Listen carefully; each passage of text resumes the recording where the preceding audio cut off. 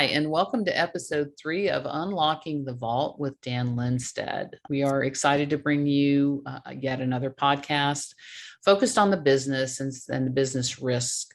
One of the things that we have been talking about has been the issue of strategy, if you will, around data modernization efforts, digital transformation efforts over the years, and the need to really put a strategy behind those types of efforts that have been introduced. One of the things that we have talked about is that, Data Vault can be part of that strategy, part of that vision. Today, we're going to talk about some of the business key process areas or KPIs that are things that need to be identified and considered as we start to strategize around these types of modernization efforts. Dan, would you take this on and sort of talk about those risks or those traps that tend to await the business around their key process areas and their key process indicators? Absolutely. Every business has these. And what we're talking about are the business KPIs, and the business KPIs, as Cindy pointed out. In this particular case, they aren't, in this podcast, they're not going to be related to how well you get something done in IT, which is a whole nother podcast, or how quickly you can meet the KPIs of a project in an analytics sense. But rather, we're going to talk about what happens at the business level if you can't meet audit compliance. So a key process area is audit compliance. That's what we mean by business KPIs. And a KPI, or the key process indicators, are the metrics around how well you meet the compliance or the audit itself. Did you fail? Do you have to go back and do it again?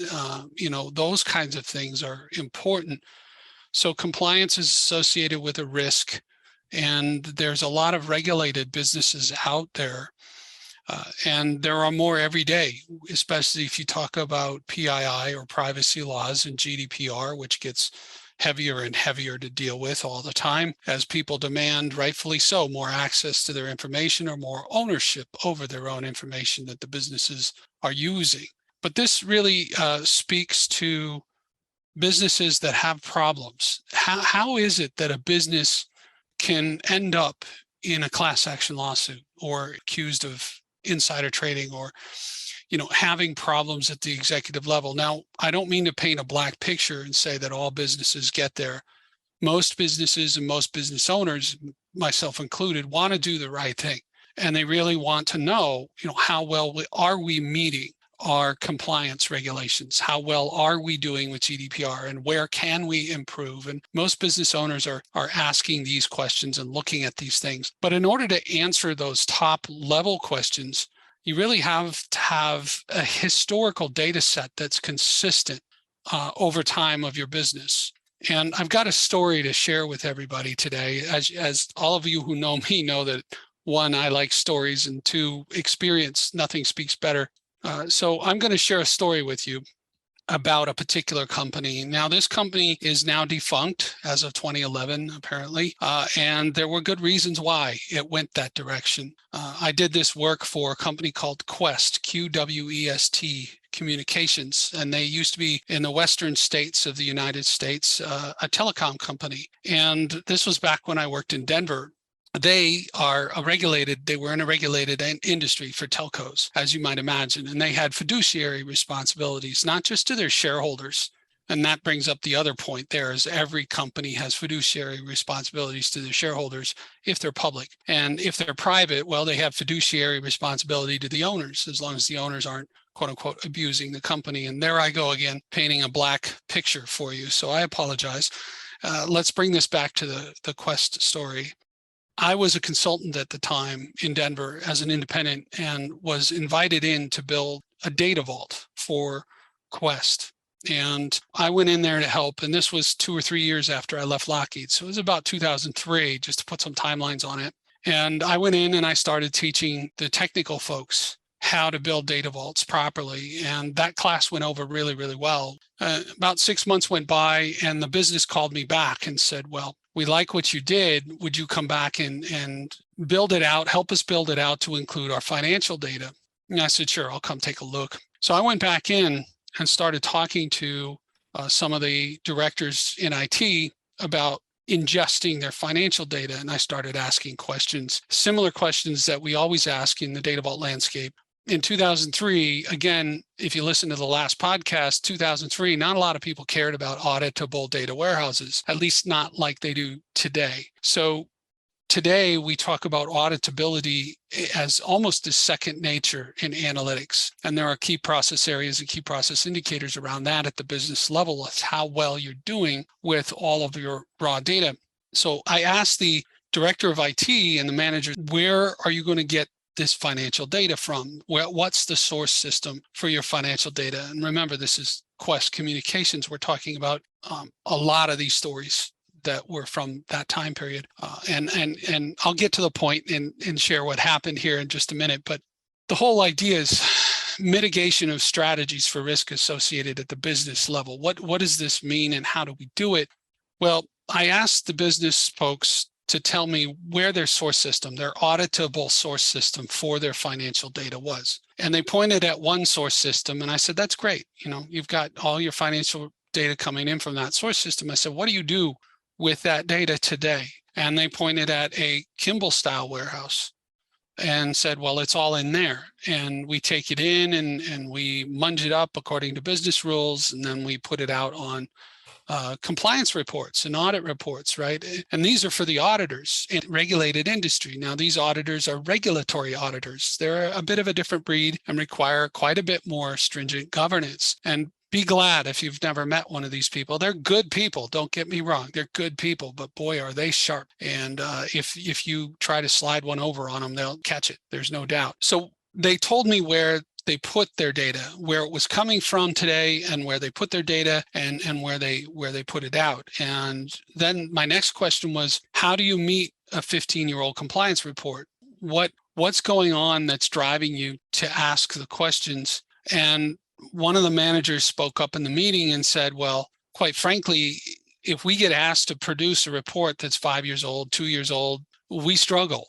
And I said, describe the struggle for me. Well, we get asked to reproduce with exactly the same outcomes and same outputs. And this is what a regulatory audit really means.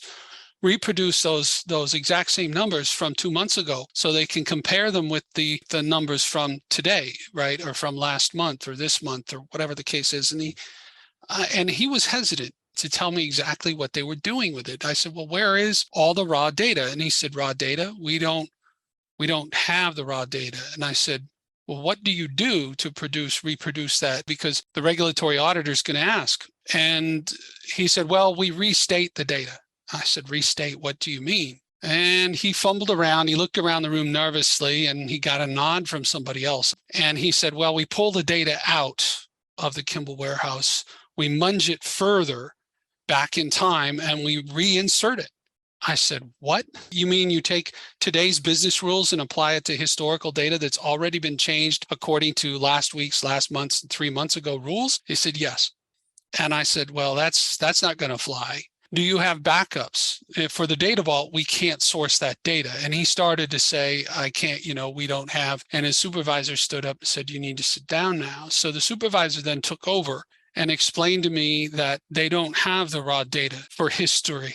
They don't have any of it for the last 15 years, that they've been doing this for 15 years and they struggle to keep up with the business requirements and the auditory and the regulatory requirements, which change every year. But yet the auditor wanted to know, reproduce that exact same report from 15 years ago, from 3 years ago, from 5 years ago, right? We have questions and they couldn't do it. The numbers never matched. And this is what I mean when I say this is important to meet the business KPIs and the business KPIs. These are financial KPIs and financial KPIs. And so I said, well, I'm not going to be able to do a data vault. And you could hear a pin drop in this room of management. They said, this is ridiculous. What do you mean you're not going to, we're going to pay you to build a data vault? I said, I can't help you build a compliant data vault. My recommendation is for you to not build a data vault because you don't have 15 years of source history to draw from. And they started shuffling their papers and they said, well, we'll just see about that. They adjourned the meeting. Next thing I know, I come in the next day because this was the end of the day. I come in the next day and the manager brought me into his office and said, well, you caused quite a stir yesterday. We want to build a data vault. And now the CFO wants to meet with you. And I said, oh, really? Okay. In this case, so I went into the CFO's office, and the CFO was very calm at first. Yeah, that should be an indication right there. He started to say, I'm paying your paycheck. What's this I hear about you saying you can't build us a data vault? We've got you contracted for the next 6 months. Are you saying you're going to give it up? And I said, yeah, quite frankly, I don't want the contract. I'm going to end it here. I won't bill you for any more time. I'm walking. And he said, why? And I said, you don't have any auditable source data. You just don't. And I explained the process to him that IT was going through. And I found out as I was going through this explanation that he understood. He actually understood what was going on. He just didn't want to admit it, which was interesting. And then as I continued the explanation, he got more and more upset. And then at some point he stopped me and he said, you're the first consultant I know who has been offered a contract, a 6-month contract for money, and won't do what we ask you. I said, that's right. I said, I want to build an auditable warehouse. Your risk is too big for me. I'm not going to do it because you cannot build an auditable data warehouse. Thank you. Have a good day. He was livid. And he said, I'll make sure you never work in this industry again. I'm going to smear your name. I said, you do that, I'll sue you for libel and slander. And I left. Now, obviously, he gave empty threats. But the next day I got a call from the manager who brought me into IT. He said, can we talk for a few minutes? I know you can't come back to Quest at all, right? You've been banned from Quest forever. I said, well, that's fine. You guys, if you still want to build a data vault, you're free to come to training outside, whatever, but it's not going to be auditable and I'm not going to support or endorse it or put my name on it. He said, I know, that's why I'm calling. And he was calling me from his personal line. And what he said to me next really blew my mind. He said, be thankful that you didn't take this job. And I said, oh yeah, why is that? He said, I found out through my directors and managers that we're changing direction, but the CFO had set it up for you to be the fall guy because they're having problems with their audits and the regulatory answers. They had plans for you to build this system that was supposed to be auditable, and they wanted to pin it on you when it wasn't. And I said, well, thank you for telling me. And I've kept that close to heart ever since. But this is what I mean when I say, now that's a drastic example. Ultimately, what happened a couple months later was they got filed and they got caught. The Security and Exchange Commission came after them. So they had already been doing investigation, which is why they were asking at a regulatory level to reproduce those reports from 5, 10, 15 years ago, and Quest couldn't do it. And the numbers kept changing. And so the SEC was already after them. And then that was followed by class action lawsuits. So you can actually look at that in 2003, 2004, and the 2007 timeframe. All of these things occurred. And then ultimately Quest got defunct as a result. They got blamed for all kinds of stuff. But not to say, now this is an extreme case, but this is a personal thing that I went through. And this is something that the data vault, when you build it right, when you follow the rigor of good governance at the lowest levels, and you follow the rigor of solid, repeatable patterns and good data, you can actually meet the business KPIs at the far end, the business KPIs that matter to the executives and the executive team and the CIOs, and come out the other end standing on the answers you produce and proving to the regulatory agencies that, yeah, this is how we produce those numbers. This is where they came from. And every time you ask for that report from that time period, it's going to meet those KPIs and KPIs. There may be mistakes in those KPIs or KPA reports, and they can be corrected, but they can also be explained. So that said, I want to switch gears now and move on and talk a little bit about the importance of scalability to an analytics solution on the business. Cindy, do you have any thoughts on this? I think if we're going to talk about switch gears and talk about scalability, I believe that most people, when you talk scalability, they immediately start thinking of infrastructure scalability and data scalability and everything focused on the technology side. But could you talk about the risk of things like escalating costs? Where scalability fits in that across people, process, and technology from a business perspective? Maybe scalability of resources, people specifically, or complexity issues that come across people or process that impact the business and what the business needs to be thinking about. Absolutely. In this particular case, there are more stories, and I am not at liberty to mention the customer names. However, I can say that I was working with Nols at this time in Australia for a particular client. He's now one of our authorized trainers, and I'm proud to have him. So risk of escalating cost. In this particular case, I got called into this customer to help Nols and his manager build a solution, a data vault solution. And one of the things that we discovered in this particular case was that there were previous consulting companies, one of them a very large consulting company that had been there for about 1.5 years and had tried to build a warehouse the old style or the old way or the non-data vault way. And after 1.5 years, they literally had no deliverables. They had nothing to show for it at the business level. So there was a constant push. I started digging a little deeper to try and understand what had happened. And the company had continued to push money in, and so increasing sunk cost, right? Increasing cost. They had growing technical debt because there were no deliverables in production. There were no running reports. They had IT trying to align the chart of accounts with the data warehouse and replicate all the chart of accounts logic into data warehouse report analysis.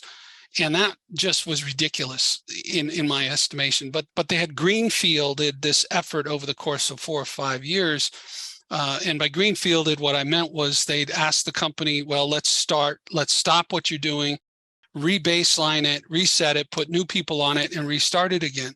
So you get this greenfield, this restart every 6 to 8 months going on with the same company, the same process, the same architecture, same design. And of course, you end up right where you're headed with the same result. And that is no production level output and no way to provide any sort of reports to production about how the chart of accounts broke down all their investments. It's a big problem. When we got there with the data vault, we looked at the escalating costs and we said, we can do this in, I think it was 1 month. And what we ended up doing in about 30 days or so, the other team couldn't accomplish in 1.5 years and didn't accomplish in 1.5 years or plus 4 or 5 years in several greenfield restarts. And why does that happen? Well, I mentioned this just a minute ago. If you have a team that isn't properly trained and doesn't have an actual set of standards to follow, or is trying to implement the wrong thing, isn't looking for the right solution, you're going to end up exactly where you're headed. To do the same thing over and over again and expect a different result is the definition of insanity. So we looked at the stress on the resources in terms of the people, and they had people quitting. They had internal people quitting. They had IT staff quitting. They had business users that were frustrated and left the project, wouldn't talk to us. I mean, just on and on and on. You ask who likes this warehouse idea, and nobody wanted it. But the CIO realized that it had to happen. It had to happen. They needed analytics. They needed reports. They needed happy business users. So he was over a barrel. He literally had to put more money into it, but this was the last straw. Now, the only IT resources that wanted to work on this in this organization were 3 or 4 people, and they had just been hired. The brand new resources, except for Nols and his boss, who had been there for, I guess, about 1 year or longer, right? So they wanted to finish the project. They wanted to provide a result. And I said, we can do it in 30 days. To reach back to the previous topic, KPIs and KPIs, there's a key KPI at the business level that we had to meet, and that was limited cost, limited investment to limit the risk and also be able to pull the plug if it didn't work. So that sort of worked its way into there. Now, if you look at complexity, the complexity of a chart of accounts is horrendous. I don't care what you're doing. And my hats are off, my multiple hats are off to the operational systems, the financial systems that do chart of accounts, that manage chart of accounts in an operational sense.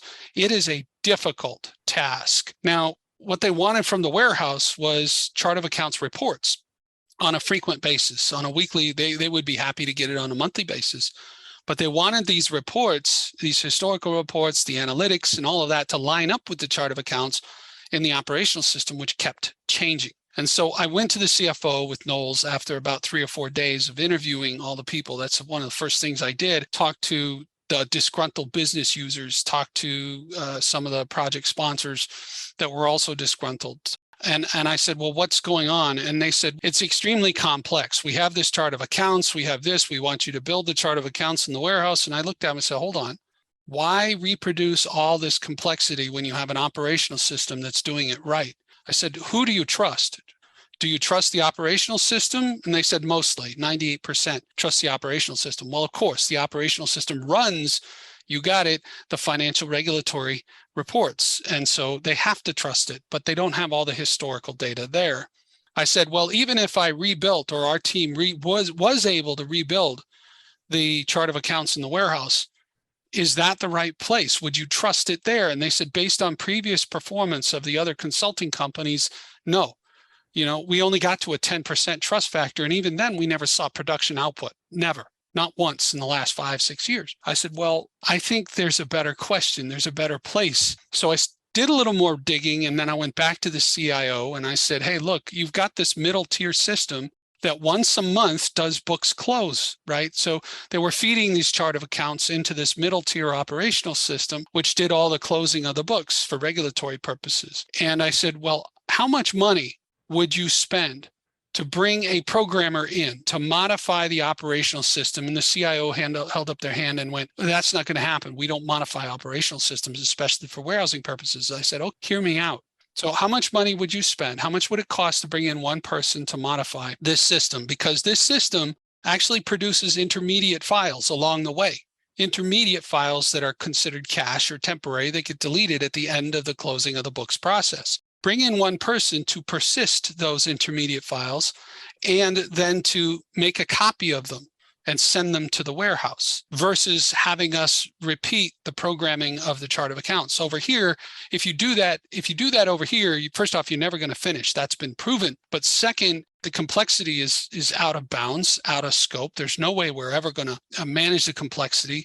And of course, people will continue to be unhappy in the warehousing team. You're going to spend 5 to 7 times the cost, and 5 to 7 times the cost rebuilding that chart of accounts reporting system. And then it won't even be trusted, maybe at 10%, but you're going to spend 5 to 7 times the amount of money over here in the warehouse to rebuild it when it won't be right, won't be trusted, versus spending the money once on the operational programmer to get the operational system to export the right data at the right place in the process of closing the books every month. And then the CIO said, well, that's a good idea, but we'd like to have it daily. I said, well, then run that system daily. And he looked at me and went, well, that takes 24 hours to run. I said, yeah, because you're doing it with 30 days of data. What would happen if you cut the data up by 30 slices and you do 1/30th of the data? And they said, well, let's run a test. So they brought the programmer in the second week, and they fixed that source system, that intermediate source system, to produce these intermediate files. And they ran it for 1 day's worth of data, closed the books in less than 45 minutes. Then they handed those files over to the warehouse, and I said, that's something we can work with. So within 30 days, we had this system feeding off the intermediate close of book system, and it was running dailies. They got so good at it that they sliced it more, and they were able to close the books every 6 hours. So it's really interesting, but this is how we managed an increase in complexity that was way out of scope for our warehousing. We actually tremendously reduced the stress on the resources, the people involved, and the technology involved. We saved on cost, and we increased team happiness. I mean, it was unbelievable. The CIO, after we got all this out, we got these reports out, the CIO was over the moon, gave us a quote. It was phenomenal. So that's sort of the winding road, as I call it, through scalability to an analytics solution as it relates to the business. Well, I think there's also there are business costs that you touched on that don't necessarily even get factored into technical debt for having to take on these kinds of efforts. And the cost of hiring and replacing talent that walks out the door, the cost to the business of the knowledge and experience that walks out the door when something like this occurs over frustration, I think is also something that is a risk to the business. I find that really, really interesting. I know I've experienced that myself, where the resources are just so overloaded.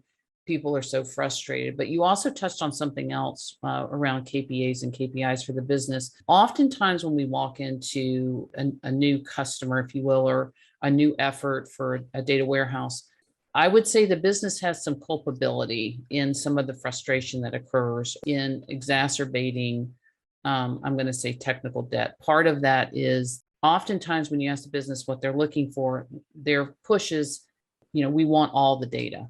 And so I think that one of the things we talk about so often, and one of the things we emphasize in training or bringing a team together from an agile perspective is, scope, and helping the business understand that if they properly scope a targeted outcome, that they're far more successful in delivering and giving their and enabling their teams to deliver a solution for them than if they ask for all the data. And one of the experiences I've had has been working with PeopleSoft. PeopleSoft HR, or human capital as one module, is notorious for thousands of tables, literally thousands of tables in the core of the PeopleSoft system. And when I walk into a customer that says, well, we want all the data, and this happened to me, we want all the data from PeopleSoft. And my immediate response was, you want the data that's going to answer the questions. You don't want the system level tables. You don't want all the lookup tables and all the setup tables. You don't want all the default tables that get populated. You want the data that matters to the way your enterprise is running. And so part of it is helping the business sort of reframe the mindset and the response to a data warehousing effort that says, give us all the data, because not all the data is relevant. Not all of the data is going to answer a specific question. So scope and working with the business in a collaborative nature to answer those questions becomes really, really, it's like the linchpin in success as far as enabling IT to deliver something as well, working in that collaborative nature. I don't know if we have time or not, but I was going to see, do you want to get into this whole concept of the risk, if we can maybe touch on it and then continue with this conversation on episode 4, Sure. talking about this idea of risk in acquiring or divesting data when we go through divestitures or acquisitions, things like that. Can you speak to that from the business perspective? I can, and unfortunately, we have run out of time. We do want to cover this topic, and I think the next podcast you'll just have to wait, because this is a very interesting story, and I want to share it in full. I don't want to give it, just a few seconds. I hope you found these stories interesting and enlightening, and I'm in total agreement with Cindy. It brings to mind the idea of the right data at the right time. Don't forget that just because we scope it down for a build doesn't mean you're not going to ultimately deliver all the data. It just means we're going to deliver parts of the data, and an incremental build is the fastest way to success. Capturing the history as you grow is one of the most important lessons going forward. So, and there are also techniques for building out historical loads and backloading, historical data from 20 or 30 years or 15 years of data sets into the right solution to deliver at the right time. So I just want to take a minute to thank the audience. Thank you for hanging out with us on this podcast. I hope you enjoyed it, and we'll see you in the next one where we start talking about divesting and mergers and acquisitions of data sets across organizations and governments. Well, thank you, Dan. This is episode 3 of Unlocking the Vault with your host, Dan Lindstedt himself. And I'm Cindy Meyerson. We are happy to be here today, and we look forward to picking this up in episode 4.